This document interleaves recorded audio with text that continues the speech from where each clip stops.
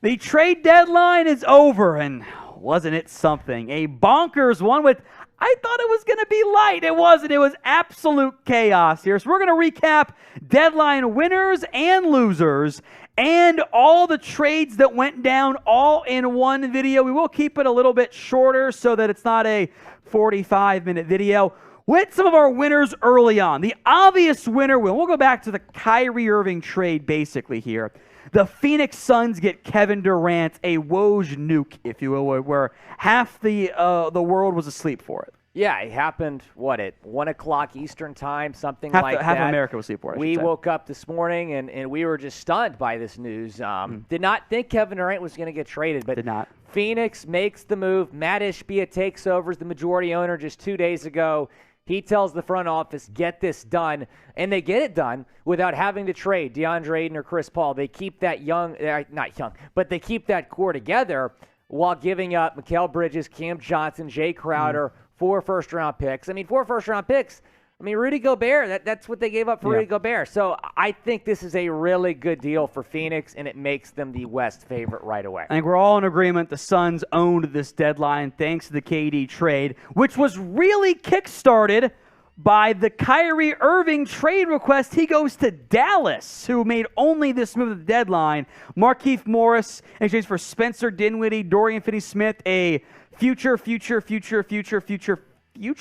I think my math's right there. First-round pick and a pair of second-rounders. Big win for Dallas. Yeah, huge win for Dallas. They really needed another star to pair with Luka. Luka needed some help. This is a Mavs team that made the Western Conference Finals last year, but have kind of been going back and forth this year on wins and losses. They're just a little bit over 500 right now. So when Kyrie Irving became available, I believe Mark Cuban in the front office was very determined to get this done, and they do it just giving up one future first-round pick that's 6 years from now. I understand that he's a free agent. There's a risk of losing him this summer, but still, you had to go win-now mode for Dallas, and they did that. All right, the next deadline winner, I love what the Los Angeles Lakers did. I am a huge fan of all the moves they made, a fairly massive roster overhaul, which technically began with the Rui Hachimura trade. That was a while ago, so we won't count it that much.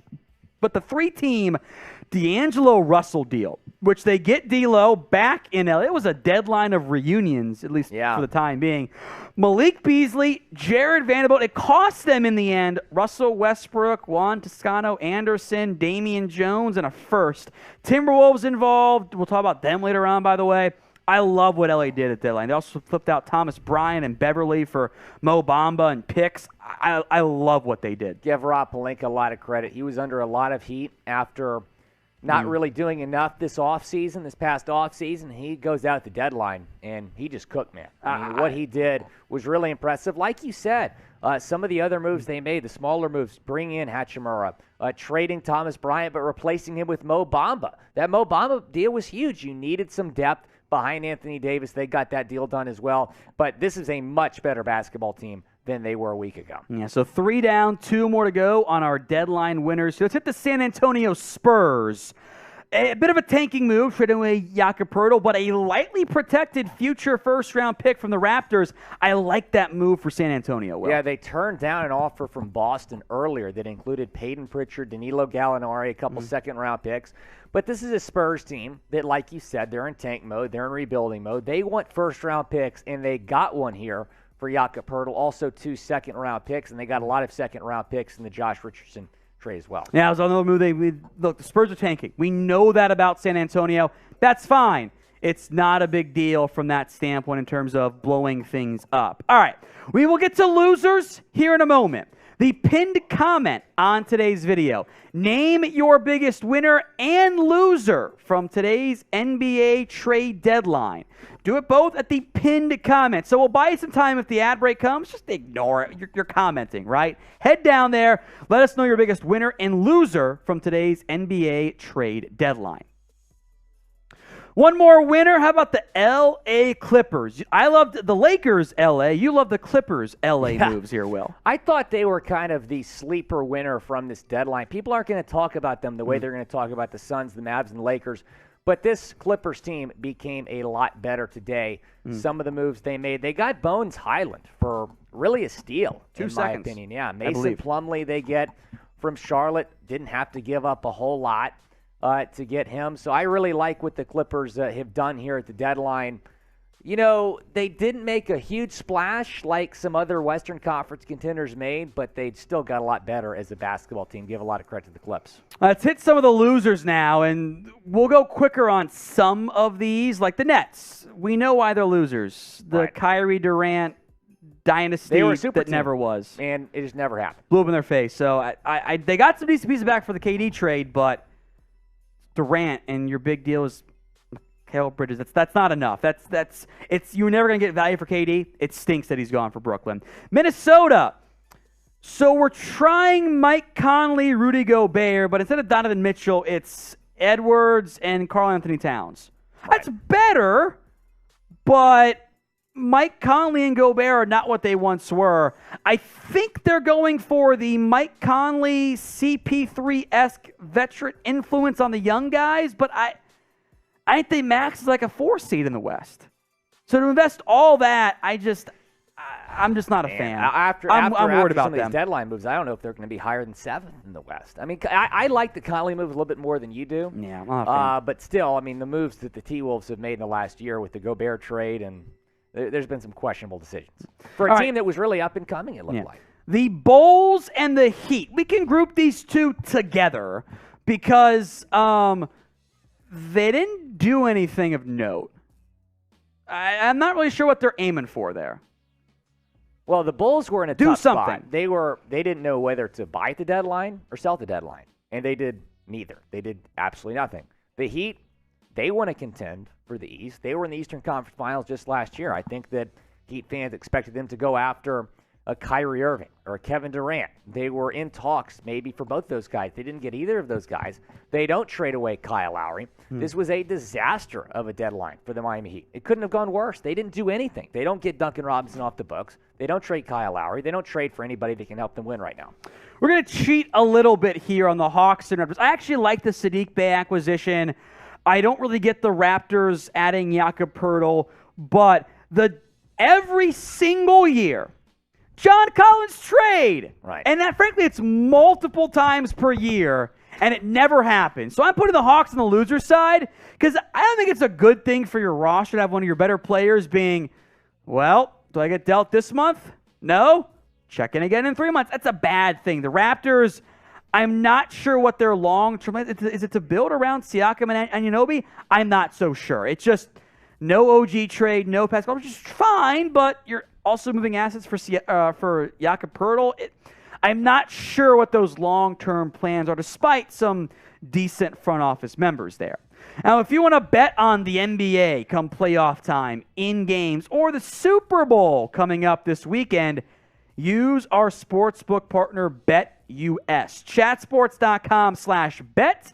Promo code CHAT125 gets you 125% deposit bonus. That's chatsports.com/bet. Promo code CHAT125. $100 down minimum gets you 125% deposit bonus. The Eagles, all you Sixers fans out there, they're a 1-point favorite against the Chiefs, and there are so many prop bets, including, but not limited to, by the way, the over-under on the national anthem by Chris Stapleton. You're going with the over, right, Will? Over. 100. Every single year you got to go over. And I, of course, am going with the no on the potential Rihanna wardrobe malfunction, but that's just me in the end. You can do it on BetUS, chatsports.com/bet, promo code Cowboy or Chat125.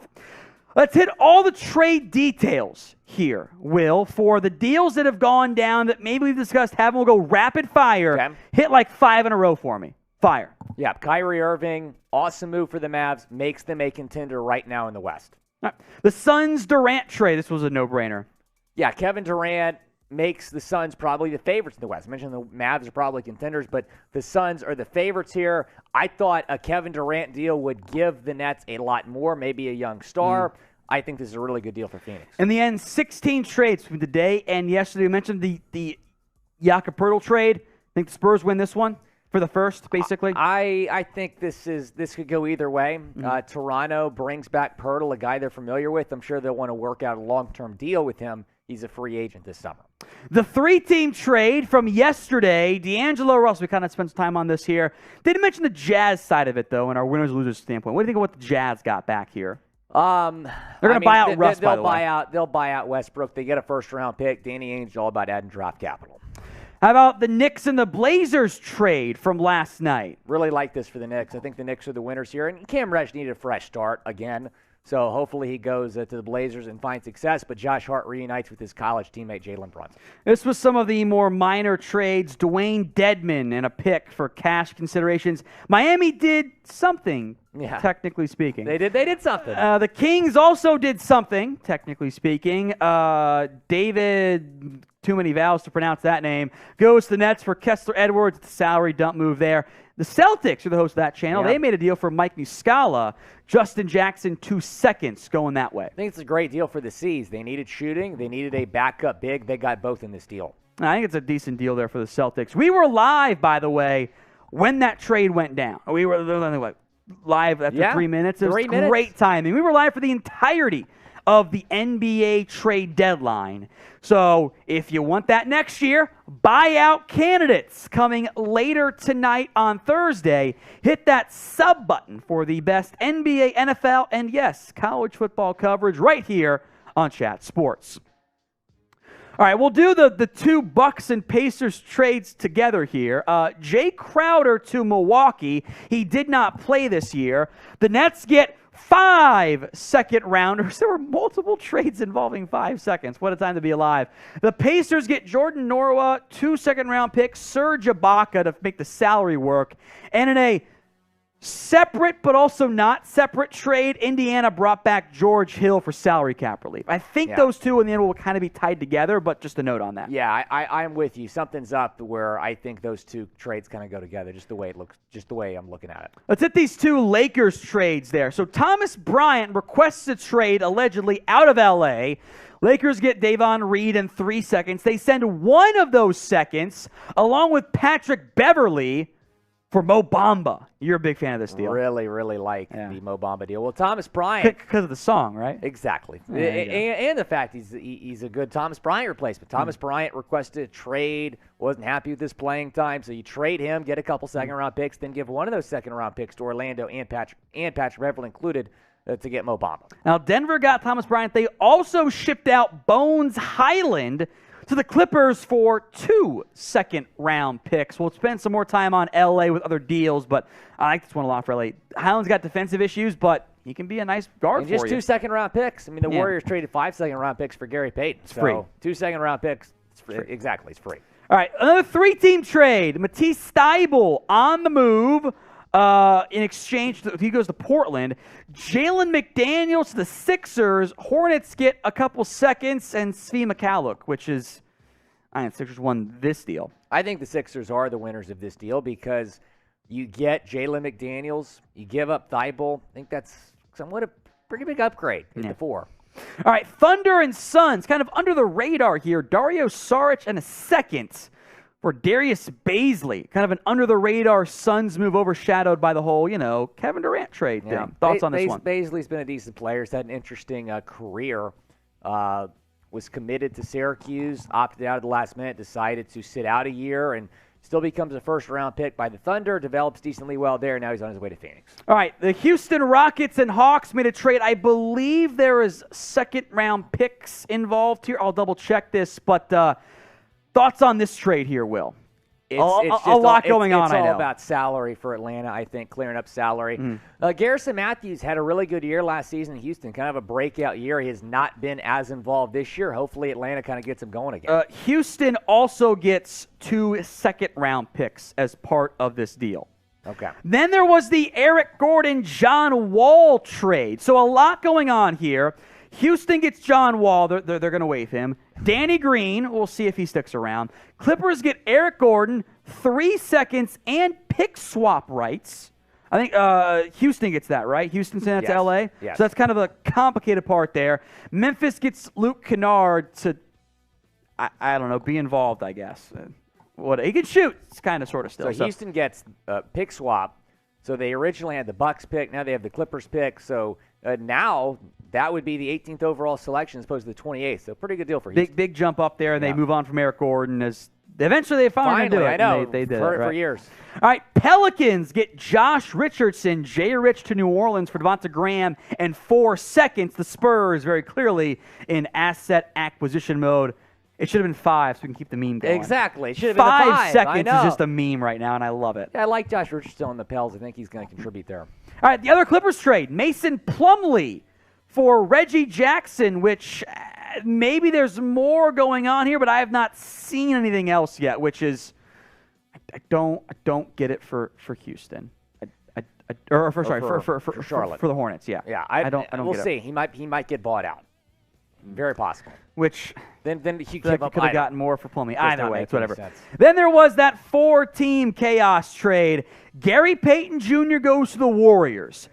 Gary Payton, thank you. Kevin Knox and 5 seconds go from Portland, originally from the Hawks/Pistons. Detroit gets James Wiseman. Hawks get Sadiq Bey. Of the 4 teams involved, who wins this one, Will? I'm going to say the Hawks. Sadiq Bey's a really good player. I like this move a lot. And then James Wiseman might be the big winner. He gets a fresh start in Detroit. You know what? That's a good point. Yeah. Of all the trades, the 16 last like 24-ish hours, what was your favorite trade that went down today? Let us know right now in the comment section.